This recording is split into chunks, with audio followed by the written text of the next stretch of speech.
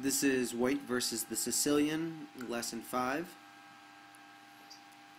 E4, C5, Knight F3, Knight C6. Now, to repeat, our quote-unquote normal move order would be D6, D4, C takes D4, Knight takes D4, Knight F6, Knight C3, E6, Bishop E3, Knight C6, and F4.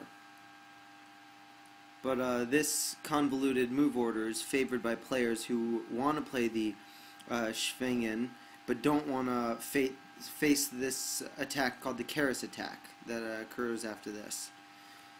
So let's return to our game here. Knight C6, D4, C takes D4, Knight takes D4, E6, Knight C3, D6. And we'll return to this position in the future. And suffice to say here that Black's alternative move of Queen C7 or A5 would be in the Taimanov variation, and we'll discuss that later. D6, Bishop E3, and Knight F6. Now, it's important to note that if instead E5, then Knight B3, Knight F6, Queen D2, Bishop E7, F3, A6, queenside castle, and White is a tempo up on a well-known position in the so-called English attack. And then this follows Black castles and 11 G4. So let's back up.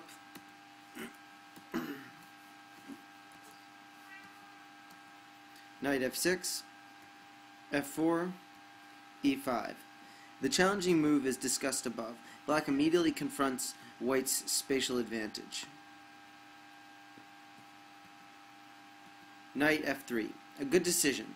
In view of the note that Black's sixth move of Knight F6 above, you might have thought now White could play Knight B3, which looks like an automatic choice. However, things have changed as White has already moved up his f-pawn up the board, so the knight can go to f3 without blocking the pawn's attack on the black center.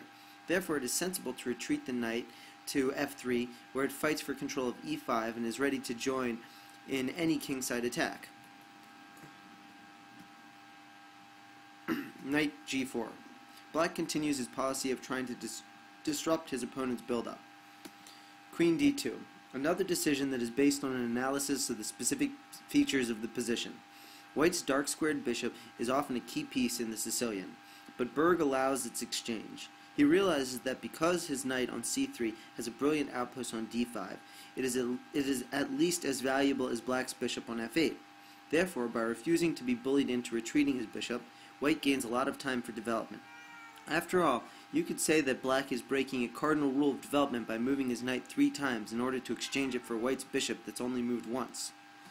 Knight takes e3, Queen takes e3, and e takes f4.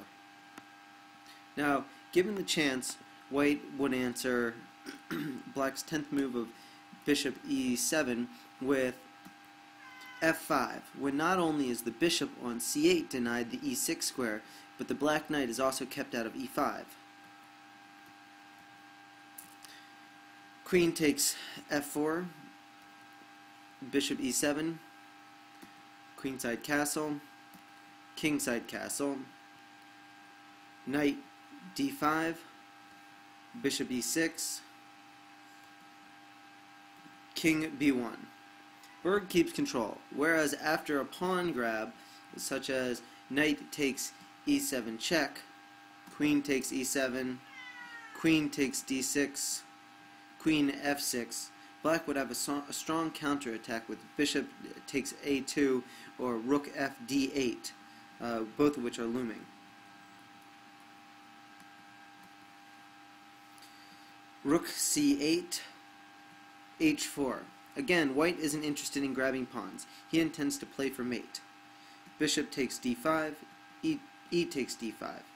This is much better than rook takes d5, which opens up the b1 h7 diagonal for his queen and bishop to terrorize the black king. Knight e5, knight takes e5, d takes e5, queen e4. Excellent, because after queen takes e5, bishop f6, queen e3, in order to stop queen b6 attacking b2, rook e8. Black has bags of play for the pawn. It is important for white to keep the initiative, rather than grabbing at pawns. And here there's a tip. It has been said with mild exaggeration that when there are opposite colored bishops, the player with the attack has an extra piece.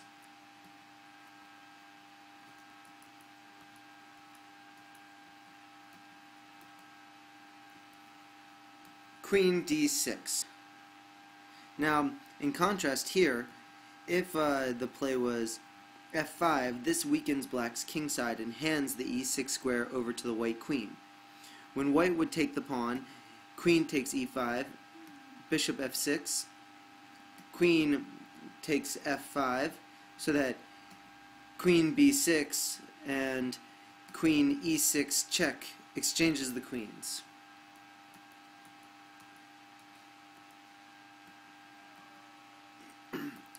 g4.